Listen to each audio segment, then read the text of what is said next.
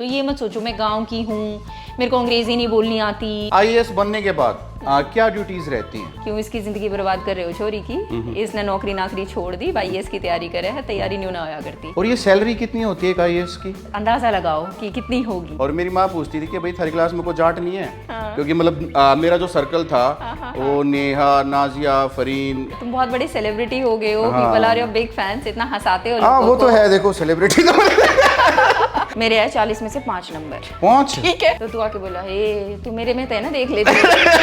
मैं तेरे भरोसे बैठा था। तो मैंने बेइंतहा मेहनत की। फिर तो हमारा कोई फायदा नहीं है आपसे, है ना?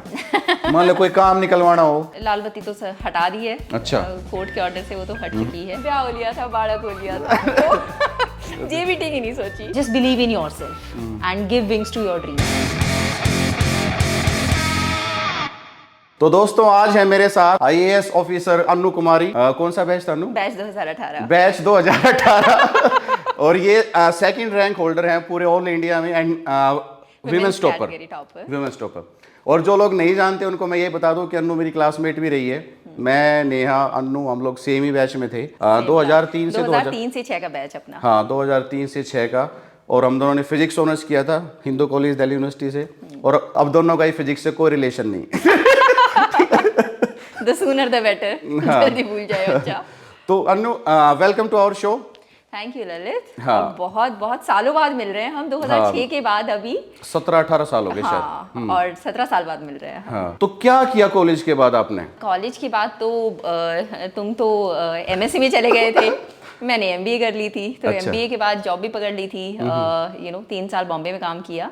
अच्छा। 3 साल फिर गुड़गांव, 3 साल लगभग दिल्ली में, तो लगभग 10 साल हो गए थे। उसके बाद फिर मैंने क्या जॉब थी वो? प्राइवेट सेक्टर में थी। I was into business planning and financial analysis. तो फिर वो क्यों छोड़ दी?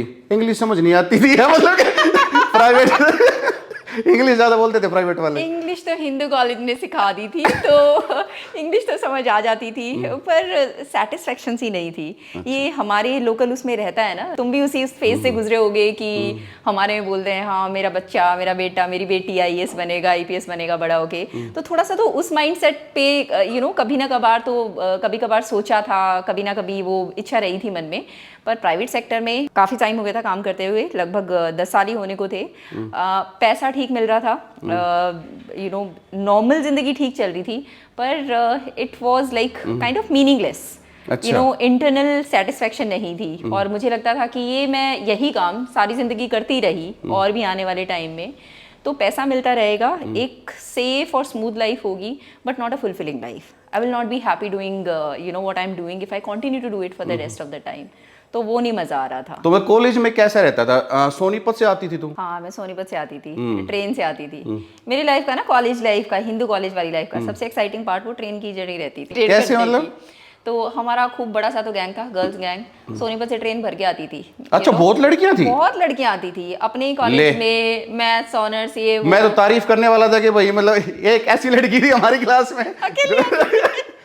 तो अपनी क्लास की मैं अकेली थी। हाँ, फिजिक्स ऑनर्स में तो अकेले। हाँ, अपने कॉलेज में कई लड़कियां आती थी। और मेरी माँ पूछती थी कि भाई थर्ड क्लास में कोई जाट नहीं है? क्योंकि मतलब मेरा जो सर्कल था वो नेहा, नाजिया, फरीन, मतलब वो सब था जो सीनियर्स के साथ। तो मैंने बताई माँ एक का जाट नहीं है, अरवा सोनीपत आवे, ठीक है, मगर देख ले अपना। तो वो क्या करती है, मतलब मैं वो बोल नहीं सकता कैमरा पे, गुस्सेरा पे जाता दिखे। हाँ, तो मेरी माँ ने बॉर्डर लगा करता है इन चीज ज्यादा। मुझे ये नहीं पता तुझे ललित याद है नहीं, हुआ क्या था, फर्स्ट ईयर में हमारा मैथ्स टेस्ट चल रहा था। तू मेरे पीछे बैठा था, तो टेस्ट स्टार्ट होने से पहले बोला कि अनु दिखा दिए। दिखा दूंगी। ठीक है, मेरा तो ये काम था भाई, जो आजू बाजू पहले अपना देख लो कौन से रिसोर्सेज हैं। मैं खुद तैयारी नहीं करती थी फर्स्ट ईयर में। अच्छा। मार्क्स आए, पेपर बटने शुरू हुए। तेरे तो 40 में से कुछ ठीक ठाक थे, तू तो हो गया पास है। मेरे आए 40 में से 5 नंबर। 5? ठीक है, मेरी जिंदगी में पहली बार। देखा भाई, ये होते हैं इंटेलिजेंट आदमी। अच्छा, मेरे आए 40 में से 5।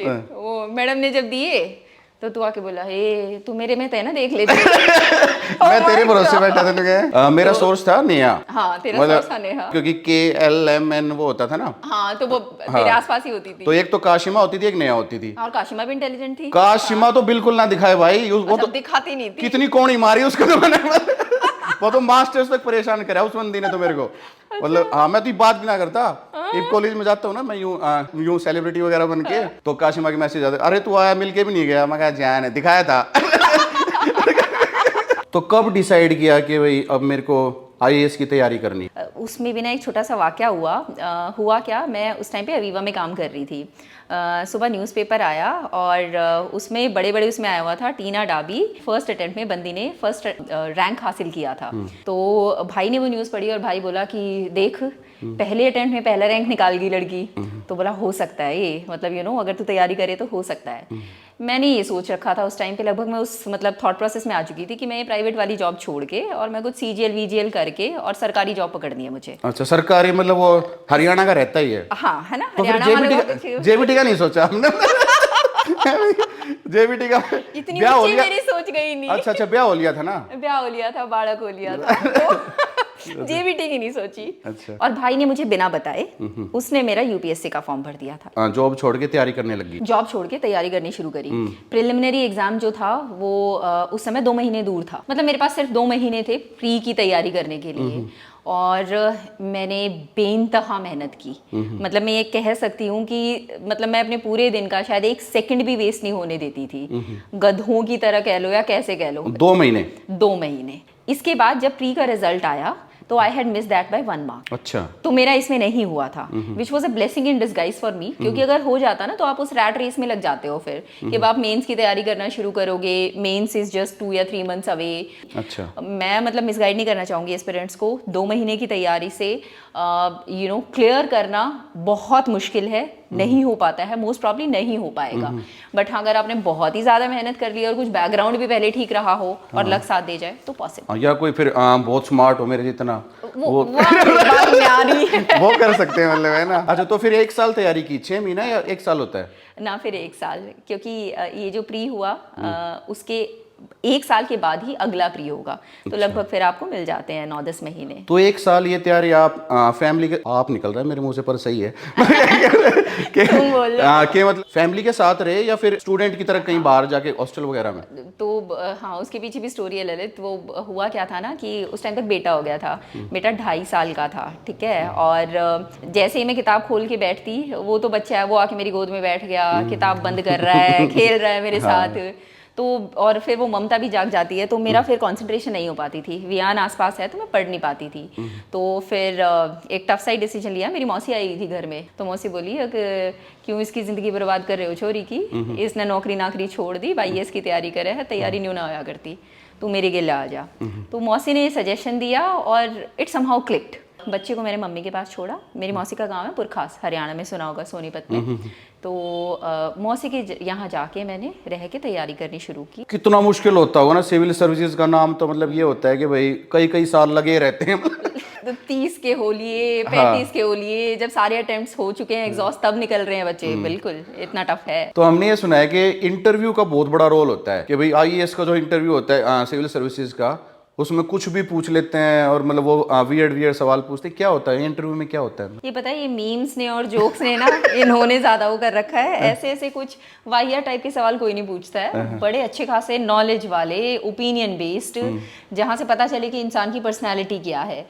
तो घबराने की जरूरत नहीं है। पर हाँ, इंटरव्यू बोर्ड के सामने my advice to all aspirants would be stay honest, don't bluff. मतलब अगर वहां पे ऐसे कर दो, देशभक्ति में जान दे दूंगा, देश के लिए जान देने के लिए, चौधरी नहीं बनना वहां। हाँ, चौधरी नहीं बनना है। तेरे साथ कैसे हुआ था कि कितने क्वेश्चन आते थे? स्टार्ट यहीं से हुआ था कि भाई 9 साल का कैरियर हो चुका है, 9 साल का करियर हो चुका है प्राइवेट सेक्टर में। कैरियर भी हो जाता है, कोई दिक्कत नहीं। हरियाणा वाला का कैरियर उनका कैरियर सेम ही है। और उसके बाद फिर बहुत सारे क्वेश्चन थे कि स्टूडेंट सुसाइड्स वगैरह हो रहे हैं, उसको लेके क्या लगता है, हमारे एजुकेशन सिस्टम में क्या फ्लॉज हैं। अच्छा, they want to know your opinions. They want to know your opinion. तो फिर इंटरव्यू क्लियर करके बन जाते हैं? इंटरव्यू, हाँ, जब आपका इंटरव्यू हो जाएगा उसके बाद इन दोनों स्टेजेस के, मेंस के और इंटरव्यू का मार्क्स मिला के जोड़ के फिर आपकी लिस्ट पब्लिश होती है। क्या एज लिमिट होती है? जनरल कैटेगरी के लिए 32 और बाकी रिजर्व्ड कैटेगरी में ज़्यादा है।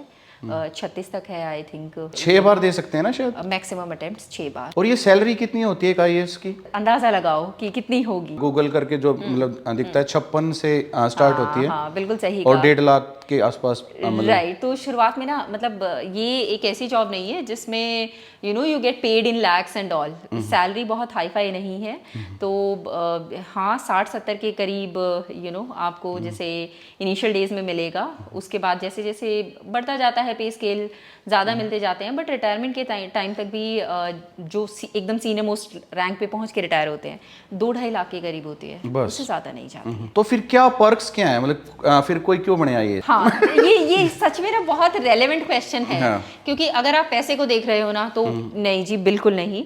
अगर आपका जमीन ठीक ठाक है, आपको करप्शन का पैसा नहीं कमाना है, ठीक है, तो नहीं, इस फील्ड में पैसे के लिए आपको नहीं आना चाहिए। पैसा उतना नहीं है जो आपको सोसाइटी में, समाज में इज्जत मिल रही है, जो आपका स्टैचर है, पर्सनली आपको जो सेटिस्फेक्शन मिल रही है बाय सर्विंग द सोसाइटी, और उसके ललित बहुत मौके वो तो है ही, बहुत मौके मिलते हैं। और जेन्युइनली आप सर्व करना चाहते हो ना तो you can derive real good satisfaction and immense happiness out of that. तो मैं बहुत खुश है अभी आजकल तो। क्या क्या मिलता है?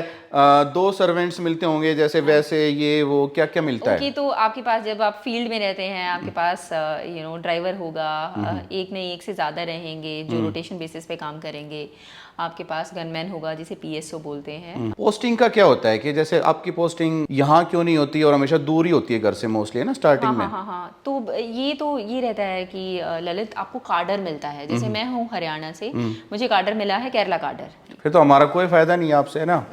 मान लो कोई काम निकलवाना हो तो ना काम करवाना हो तो फ्रेंड्स वगैरह हर जगह वहां पहुंचो केरला जाके। आईएएस बनने के बाद क्या ड्यूटीज रहती हैं? ये क्वेश्चन बहुत वास्ट हो गया ना? हाँ, बहुत ही वास्ट है। पता है क्या रहता है, अगर आप फील्ड में पोस्टेड हो, फील्ड पोस्टिंग का मतलब हो गया कि जिसमें आपकी पब्लिक इंटरेक्शन रहेगी।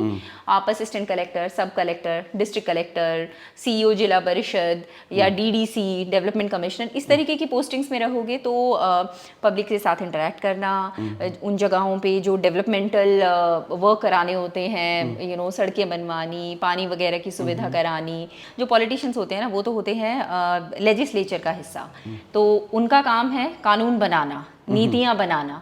अब उन नीतियों को इम्प्लीमेंट कौन करता है? यहाँ पे आता है आईएएस आईपीएस अफसरों का रोल। पॉलिसी वो बनाते हैं? हाँ, पॉलिसी वो बनाएंगे, नियम वो बनाएंगे, जैसे होता है। लेकिन बहुत सारे नेता तो यार बिल्कुल ही अनपढ़ होते हैं, वो कैसे पॉलिसी बना देंगे? मतलब वहां पे भी तो मेरे ख्याल से कुछ लोग उनके पीए या कुछ ऐसे लोग रखते होंगे ना कि भाई। ये बात बिल्कुल सहमत हूँ इस चीज से। उनके पास भी सेक्रेटरीज रहते हैं, एक्सपर्ट्स रहते हैं कमेंट्स देने के लिए, जो पूरा वो ड्राफ्ट करेंगे। पर अल्टीमेटली उस पर डिबेट करना, पॉलिसी पे रूल को पास करना, एक्ट बनाना, ये काम हमारे एमएलएज एमपीज का रहता है। लागू आप लोग करते हो? एक छोटा सा उदाहरण दूं, मतलब maintenance of senior citizens act है कि जो हमारे माता पिता होते हैं या वृद्ध लोग होते हैं, उन माता पिता के बच्चे उनकी उस तरीके से देखभाल नहीं कर रहे हैं, तो इस एक्ट के तहत वो हमारे पास कंप्लेंट लेके आएंगे और फिर हमें वो कंप्लेंट सुन के हमें जो ठीक लगे उन माता पिता की मदद करने के लिए हम उस तरीके का ऑर्डर दे सकते हैं। आप लोग के पास आएंगे? हाँ, हमारे पास आएंगे। हमको तो जो लोग बाहर बैठते हैं कॉमन मैन,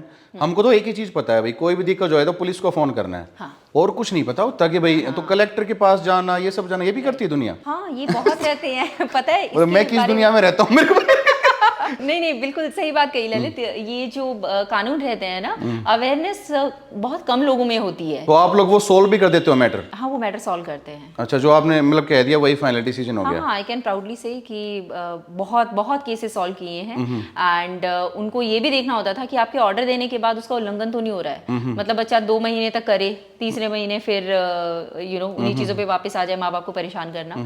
तो पुलिस के थ्रू इम्प्लीमेंट कराना, पुलिस को ऑर्डर देना कि हर महीने आप जाके जांच करके आओगे, ठीक है, खुश हैं या नहीं है। और ग्रोथ का क्या स्कोप है? जैसे अभी आप आईएएस तो लग गए, इसके बाद क्या स्टेप्स होते हैं ऊपर?